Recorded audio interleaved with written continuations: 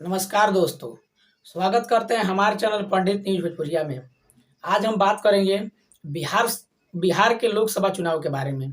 तो दरअसल मैं आप लोगों को बता दूं, बिहार में अभी हाल ही पवन सिंह जो भोजपुरी के सुपरस्टार एक्टर हैं, उनको चुनाव में लड़ने के लिए टिकट का ऐलान किया गया है।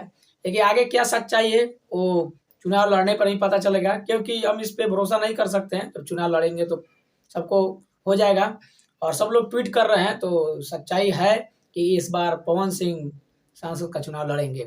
दूसरी दूसरी ओर मैं बता दूं कि बिहार में 2 तारीख से नरेंद्र मोदी पटना आएंगे और पटना आते ही वो क्या हलचल करेंगे और क्या क्या करेंगे वो देखने वाली बात होगा। पटना के उस रैली में, गांधी मैदान के रैली में, मैं आप लोग बता दूं कि बहुत सारे युवा, बुजुर्ग, माताएं, बहनें आएंगी।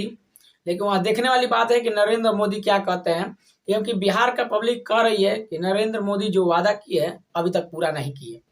तो इसका मतलब ये हुआ कि अभी नरेंद्र मोदी जो वादा किए वो पूरा नहीं किए। इसका मतलब आप लोगों को क्या लगता है कि काम सही नहीं हुआ? काम इसलिए सही नहीं हुआ क्योंकि सरकार स्थिर रहा ही नहीं, क्योंकि सरकार इधर उधर पलटी मारते गया और काम नहीं हुआ। और दूसरी तरफ अभी चुनावी दौर चल रहा है और बिहार में लगातार माहौल गरमाया हुआ है। और इसी गर्मा गर्मी में लगातार तेजस्वी यादव रैली पे रैली कर रहे हैं, लोगों के बीच जा रहे हैं, लोगों की समस्या सुन रहे हैं। अगर अच्छा नेता अगर अगर अगर अच्छा नेता बनने का गुण हो तो लोगों के बीच जाना भी जरूरी होता है। अगर लोगों के बीच आप नहीं जाइएगा, लोगों की समस्या नहीं सुनिएगा, अगर पब्लिक अगर कुछ कहती है, अगर पब्लिक आप समस्या नहीं सुनते हैं, तो फिर पब्लिक आपको कैसे वोट देगी? कैसे आपको चाहेगी पब्लिक कि आप वहाँ से जीते और काम करें?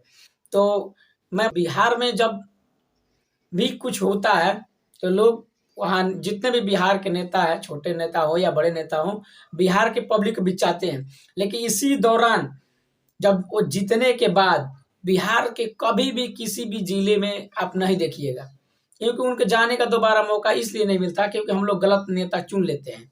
गलत नेता चुनने का देन है बिहार।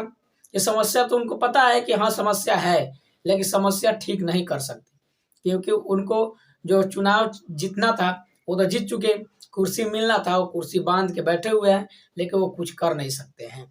और बिहार का पब्लिक कुछ भी करे, कुछ भी कर ले, उसके लिए कुछ भी सुनवाई नहीं होता है और कुछ उल्टा सीधा करती है तो उसके ऊपर एफआईआर दर्ज कर दिया जाता है।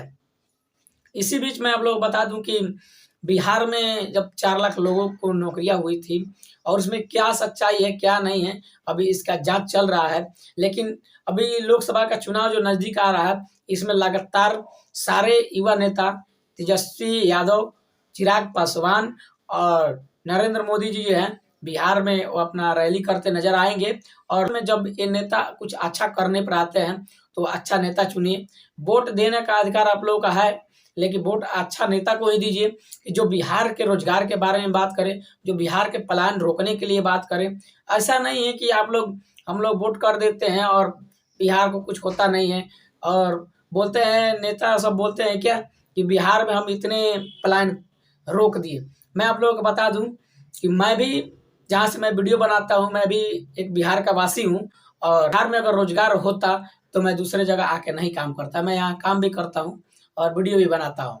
आप लोग इसी बात से समझ सकते हैं कि बिहार में स्थिति क्या है। मैं आप लोग बता दूं कि बिहार में अगर कुछ कंपनियां होता, लोगों को रोजगार मिलता, तो ऐसी नौबत नहीं आती। बिहार में एयरपोर्ट भी नहीं है, रेलवे की भी काम वैसे ही चलता है, हर चीज में बिहार में लूट मची है। अगर ऐसे चलता रहा तो बिहार का रोजगार, बिहार की तरक्की कुछ नहीं होगा।